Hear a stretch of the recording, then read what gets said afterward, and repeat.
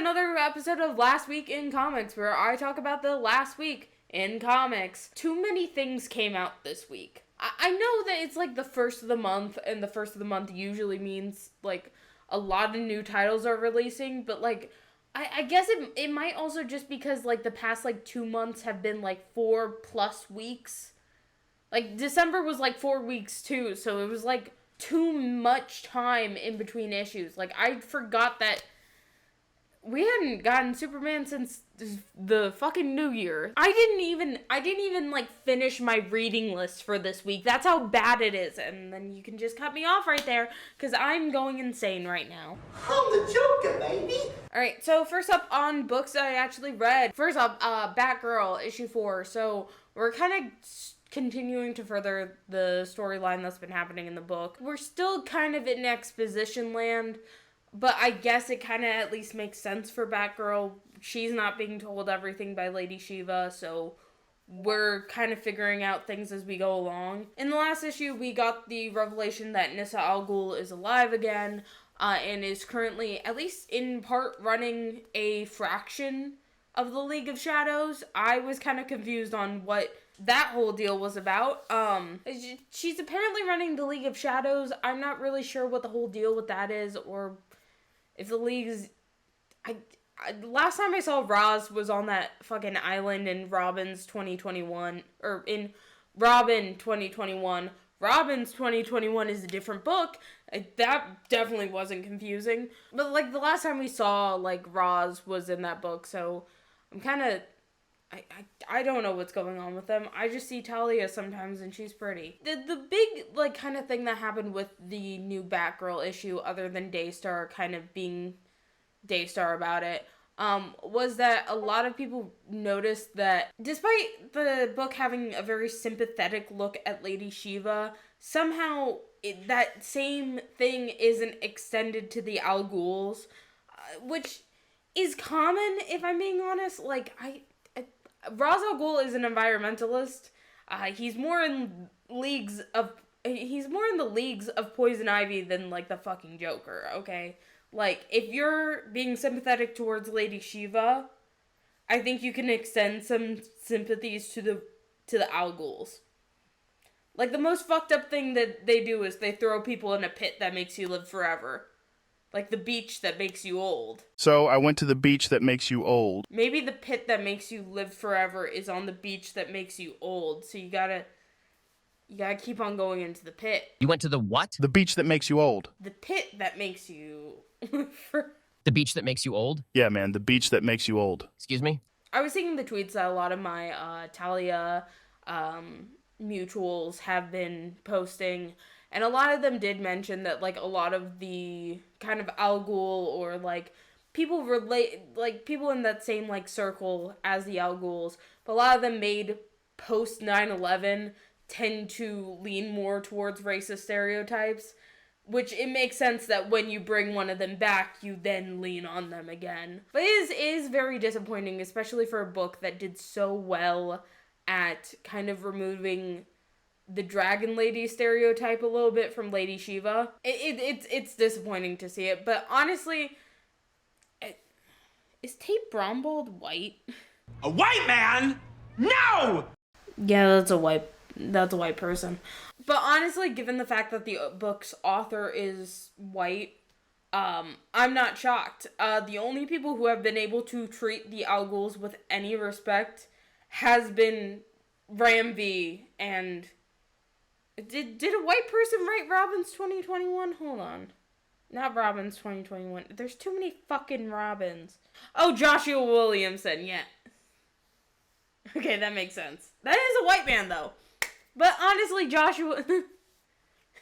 Okay, so, Robin's 2021 is also written by a white man. But I think the difference is that it's Joshua Williamson.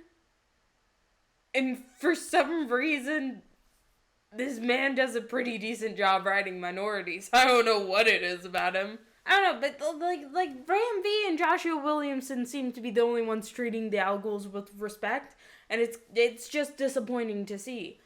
But also, it's just more and more reason that after Jim Lee and Jeff Loeb are done with Batman, you give it to Ram V. It's what he earned. It's what he deserves. Also, because I think Ram V should be on more books. That's just my hot take. I think he's been doing an amazing job. I can't wait for New Gods comes out next week. Go buy New Gods and go buy Zatanna. Zatanna also comes out next week, and it is by Joshua Williamson. So buy both of them. Going back to the actual review of Batgirl after that tangent, I do really appreciate this issue specifically because throughout it, Cassandra's constantly going like, what would Batman do? I am Bruce's daughter, you know, all this stuff, really, really cementing in the fact that Bruce got pregnant with her. Bruce gave birth to that baby. But really cementing it in who her family is. But at the end of it, after her mother gets captured, and, you know, before that, Lady Shiva's kind of showing a more sympathetic side to her. She's being very caring. She's being much more like a mother would be. And kind of trying to atone for the biggest sin of all, which is leaving Cassandra with David Kane. But she's trying to atone for it, and then she gets captured, and then Cassandra's mindset kind of switches from, you know, what would Batman do to what would my mother do? And I like it.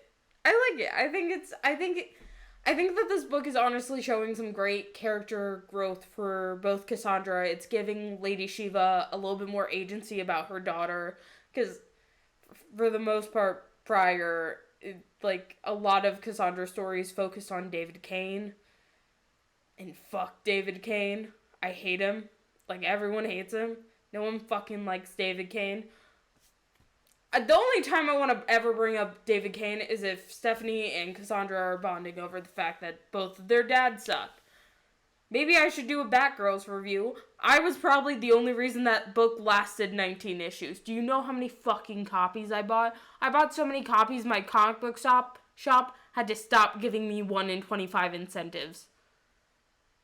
That's how bad it was. It was a whole thing. But anyway, yeah, go read Batgirl. It's good. Next up on my list is, of course, The Birds of Prey. We're just gonna continue the Cassandra train because why not? I love Cassandra Cain. We're starting a new arc in The Birds of Prey, this issue, and there's 2 simultaneous stories that are kind of going on.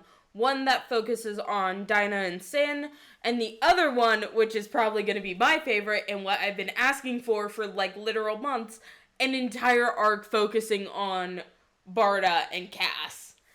And they're kind of going, like, simultaneously. Outside of setting it up, this one definitely focused more on Cassandra and Barda's kind of side to it, rather than Dinah and Sin's, which I very much appreciate. I think that probably the most underrated duo in the current Birds of Prey is Barda and Cass. You should be reading it. Buy fucking comics. Support your local comic book shops. Comic books are about to get more expensive, and so many small businesses are going to go under, okay?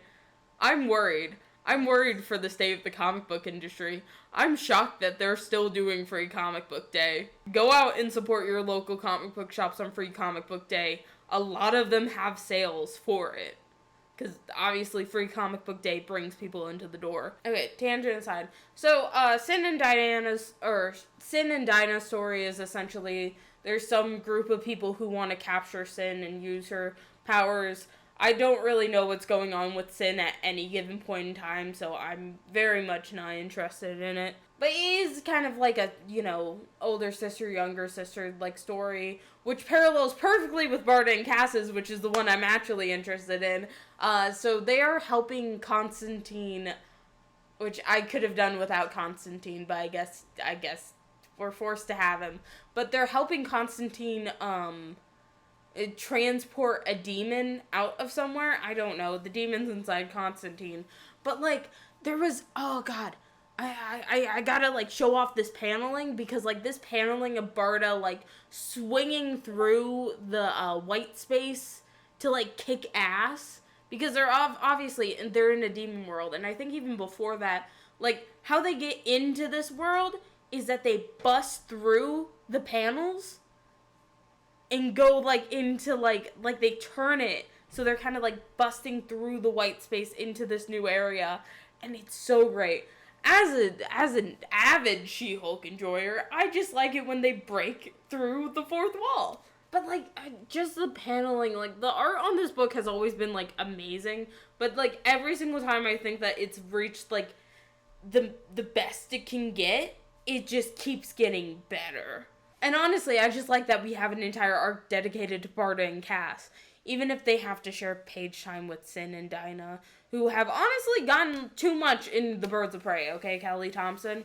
Like, can we please stop focusing on Dinah and Sin? I don't care. Dinah's in Green Arrow too. Like, Cassandra and Barda are finally kind of getting books. Like, come on. I don't care about Sin. I don't care about Sin Lance. But honestly, if you have if you have hesitated on picking up the Birds of Prey because Barda's barely in it, start reading it now. Start reading it right now. We're at least getting part of a Barda arc, for fuck's sake. Finally. I also saw some good panels of her in New Gods. I'm very excited for another issue of New Gods. I cannot stress to you enough how much I love Big Barda. Call me Jack Kirby the way I love big women. Okay, next up on my reading list that I actually read, Absolute Superman number 4. This new issue of Absolute Superman follows Lois Lane as she's trying to essentially piece together what's Superman's deal, okay? Because, again, he is still, like, a mysterious figure, even though we, like, got pieces of his childhood in, like, flashbacks in the previous issue. Like, who he is right now and what he's been doing since then is still kind of a big mystery. So you get, like, this 9-panel sequence of, like, a lot of people, like, explaining how they helped him out, you know, calling, Lois a fascist pig. You know, the usual. Because she works for the fucking Lazarus, the whole thing. And so, the big thing that happens this issue is that, there's this rumor of this thing called the Omega Men. And they seem to be the more violent answer to Lazarus, Project Lazarus, which Lois is a part of. Where they are on Superman's side, but they are doing much more violent practices than he is. Because that is one thing that they, like, specifically mention throughout this entire thing, is that, like, part of the reason that a lot of Lazarus, and specifically Lois, is confused about Superman is because the way he does things is non-lethally. Like, he's not aiming to kill. Chris Smith, because fucking Peacemaker's in this for some reason, he makes a specific point that, like, Superman is, like, humiliating them instead of, like, you know, actually killing them. Like, he would rather Superman just kill him and get over with. But, of course, Superman's not going to do that. Superman likes a good practical joke. But, so, we see the Omega Men, and they are trying to buddy up with Superman. He obviously is like, fuck you guys, I'm Superman. Whoo, freeze breath! Flies off, because not answering any questions, except to tell Lois, fuck off. I don't want to go to your fucking baby shower. Fuck off, Janet. I'm not going to your fucking baby shower. So he tells Lois to stop following him. And then we also, the more important thing to me is that in this, we got our look at Absolute Jimmy Olsen, who is, one of the Omega Men. He's one of the followers of the Omega Men. And I really like some of the paneling because when Superman shoots off, Jimmy has, like, his cell phone and he's kind of holding it like how he would have held his camera if, like, you know, the Absolute Universe wasn't as fucked as it was. But he's holding it like how he would normally hold his camera, and he's recording Superman shooting off, and he's like, oh, this guy's so cool, I want to be his best pal. You know, normal Jimmy Olsen fashion. And I love him. I love Absolute Jimmy Olsen. I think he's great. I think Jimmy Olsen in general is neat. I really like Superman's pal, Jimmy Olsen. But then, and at the same time, we also have this other member of the Omega Men, specifically what seems to be the leader of the Omega Men, and we don't know who she is. But I'm kind of like, she seems to be able to at least match Superman in strength. I think he throws her like pretty hard, and she's just like fine afterwards. And so I'm crossing my fingers. I'm hoping that it's someone else a part of the Superman lore, because I do think like my main problem with Absolute Superman right now is that like so much page time is dedicated to the fucking Peacemaker. And like if that was like the writer's decision, I think that I'll deal with it, but like it honestly does feel like it's a DCU synergy reason instead. Much, and like sometimes I do like that because I'm excited for the new Vigilante special, but like I feel like with an alternate universe you really shouldn't be doing that. And like also because Peacemaker has no attachment to Superman prior to this, so it's kind of weird to focus so much time on him when we're just now getting Jimmy Olsen, someone who's pretty, like, essential to the Superman lore. More Jimmy Olsen, less Chris Smith. Because I really do hope that whoever this new member of the Omega Men is, I hope that she is in some way related to Superman lore and not anything else. She could be, Lana Lang. I hope that she's Lana Lang or Lori Lemanis. No, She's not. She better be fucking Lori Lemaris. She needs to be Lori Lemaris. I don't care if she's not a fucking mermaid. I don't care that she has legs. I need Lori Lemaris back. I will die on... Fuck Lana Lang. We don't need Lana Lang. That gets too confusing with Lois. But Lori Lemaris? Get on that, DC. Okay, so I really briefly brushed through JSA, because, quite honestly, because I haven't finished my JSA 1999 reading, I'm confused 80% of the time I read JSA. So the big thing is that Dr. Midnight is helping Obsidian and Jakeem escape from the Injustice Society, which they had all been captured by previously. And it's more of an explanation of how Obsidian got there to begin with. And there is one cute panel of him, Jade, and Alan. But where's Molly? Where's Molly? Where is any of Alan's ex-wives? I think that they should be in lesbians together. Great, listen, I know you play mysterious and aloof just to avoid getting hurt. And I know you have reasons for not wanting to talk about your past. And I want you to know I don't care about any of that stuff.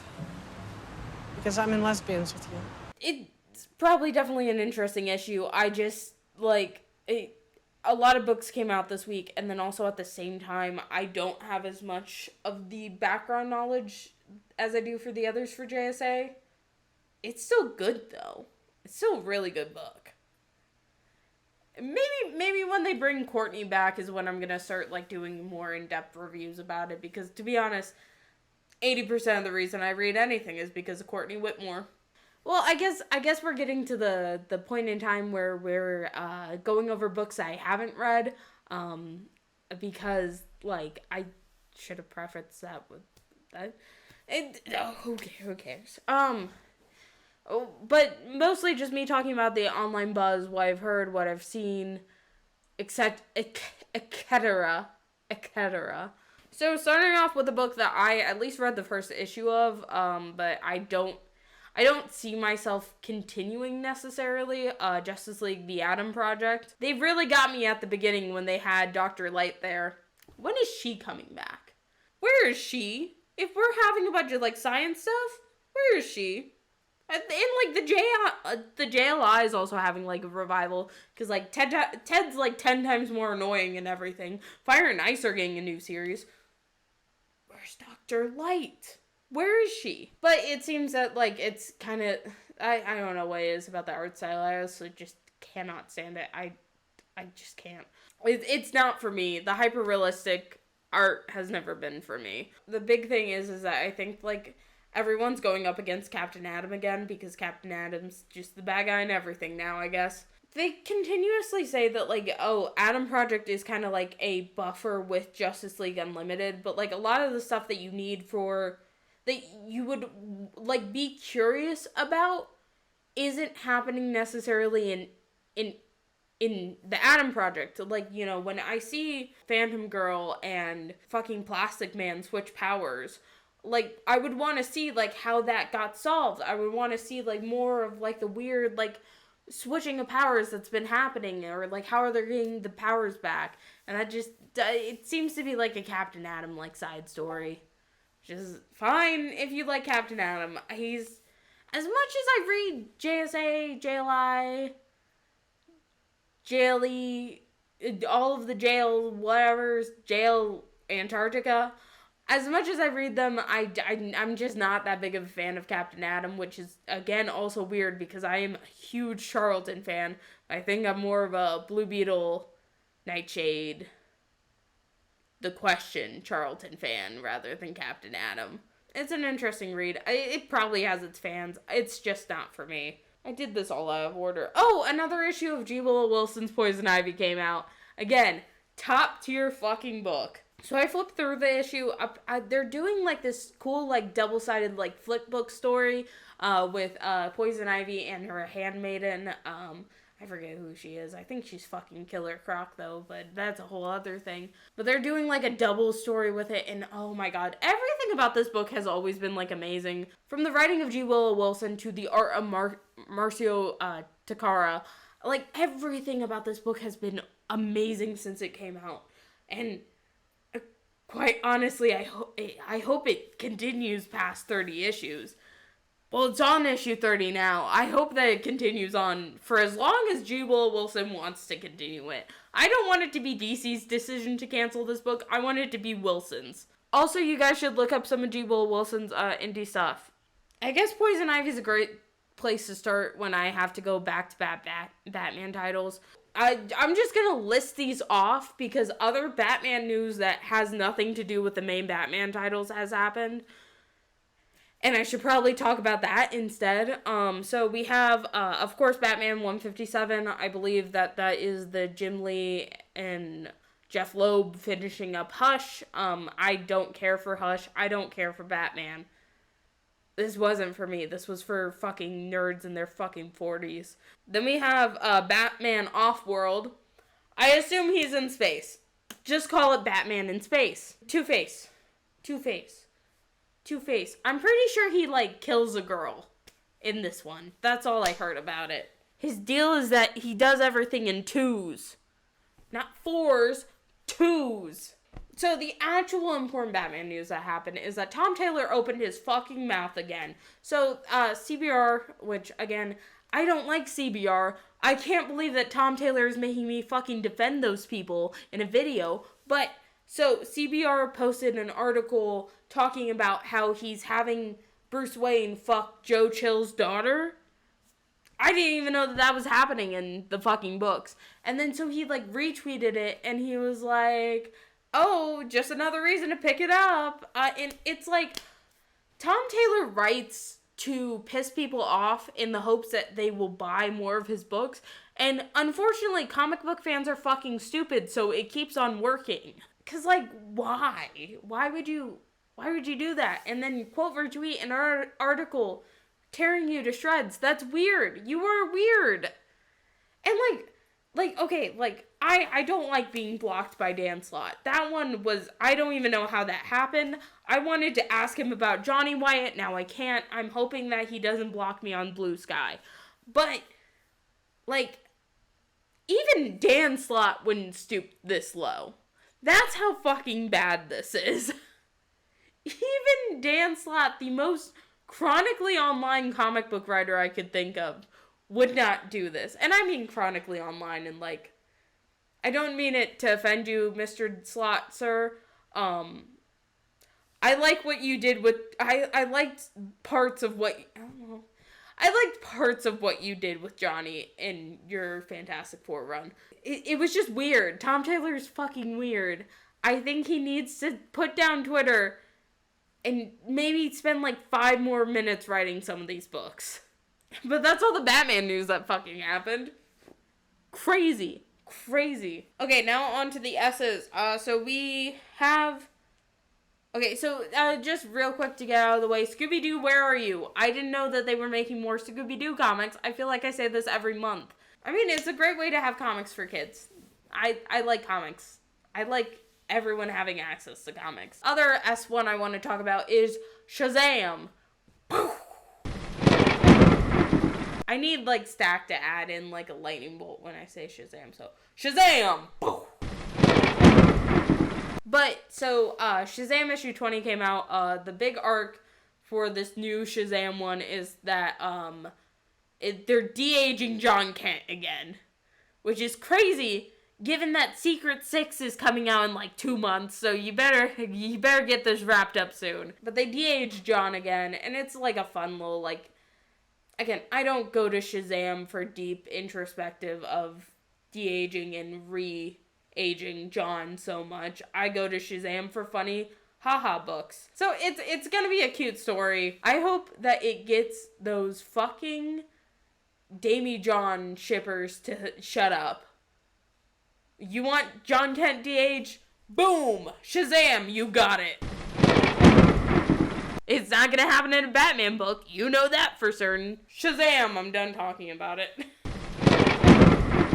The indie publishers did not come out with that much this week. However, one book in particular has yet again taken over the mind of my girlfriend, Stackard T. Deck. And that is IDW's Sonic the Hedgehog number 79.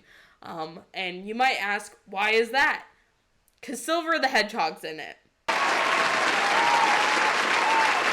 Stack treats Silver the Hedgehog like it is, like he is discount Rip Hunter. Stack treats Silver the Hedgehog like he is Rip Hunter's purse dog. I'm not saying that's a bad thing. I think it's great that Stack's reading more indie books.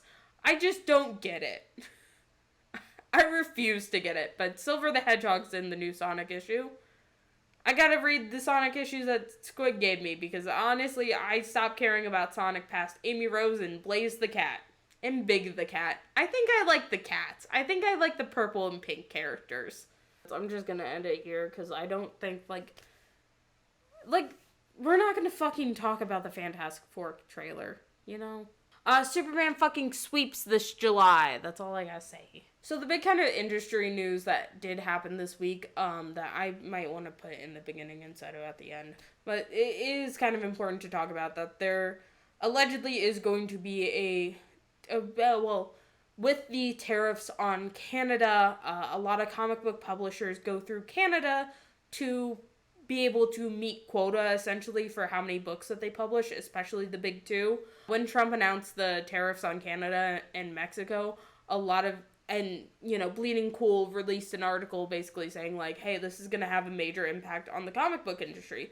Because of course it is. Comics are already kind of expensive compared to the past of yesteryear. It's only going to grow and be more expensive as the years go on. But we're not going to see... Unlike, the switch from the 90s to the 2000s, we're not going to see an improvement of printing quality, of paper quality, of longevity in the system. We're just going to see them get more expensive. And I know a lot of indie publishers a lot of indie printers were talking about, like, oh, hey, we can help you meet quota. And I'm, like, just thinking in my head, like, you guys print, like, maybe a book every few months. You do not have the capabilities to meet the demands of Marvel and DC. But I digress. The thing I want to talk about with the tariffs is that this isn't going to impact the big two as much as it's going to impact your local comic book shops. Now, that is not to say you should buy more comics from them or more current issues from them. Instead, what my suggestion is, if you want to keep your local comic book shops going, buy up their back issues. Back issues they make 100% profit on. They're not offsetting the cost of buying the books from the big two or from the indie publishers. they are just making pure profit on it. A lot of back issues come from mass donated collections, stuff that they paid really cheaply for. So it ends up being a lot more in profit for them. So with the rise of increase in cost, and of course people are going to inevitably cancel some of their subscriptions because of it, support your local comic book shops, buy back issues. Free Comic Book Day is also a very good time to go and do that. Free Comic Book Day is the first Saturday of May. A lot of stores, because of the increase in foot traffic, they often put their back issues at like a 40, 20, like 50, like it's some number of discount they'll put on all of their back issues, and it's a great way to help support them and also get some comic books while you're at it. A lot of them also will do the same thing for a lot of their collectible figures. I think my local comic book shop usually runs a pretty good deal on trades whenever Free Comic Book Day rolls around. But go contact your local comic book shops, or if you live in an area with no local comic book shops, consider driving out to one for Free Comic Book Day. I love Free Comic Book Day. It's my favorite day. It's been my favorite day for like 8 years. Everything that's going on, support your local comic book shops. I don't like seeing small businesses go under. That's who we're really hurting. That's who the big two companies are hurting. That's who Trump's hurting. They're hurting small American-owned businesses. As always, with this series, if you take anything away from anything I'm saying, support your local comic book shops. Buy more comics. Read more things. And if you're in Montreal, go say hi to my best friend, Ryan North. Don't tell him I called him my best friend. I feel like that's awkward. That wraps it for another episode of Last Week in Comics. So up here, I finally did it right the first time. Oh my god. So up here is going to be a recommended video for you. Maybe it's episode of Ash and Their Fantastic Friends, my live show that I do every Saturday, 9 p.m. EST. Maybe it's another Last Week of Comics. Maybe it's a YouTube short. I don't know what they put on there. They don't tell me. Down here is going to be the rest of the playlist, so if you want to figure out what happened in November, what happened in December, and what happened in January now, you can go here and watch all the previous videos. I don't know why, but one of the ones I did about Tom King popped off. I wish that some of the other ones would pop off like that. And then obviously right here is the big subscribe button. It has Ted Kord's face on it. Because he is me, and I am he. So like, subscribe. I have another announcement. I am hopefully going to be putting out more YouTube content in the future. I want to start a series telling people how to start collecting comics, because it's something I've been doing since the age of 8, so look forward to that.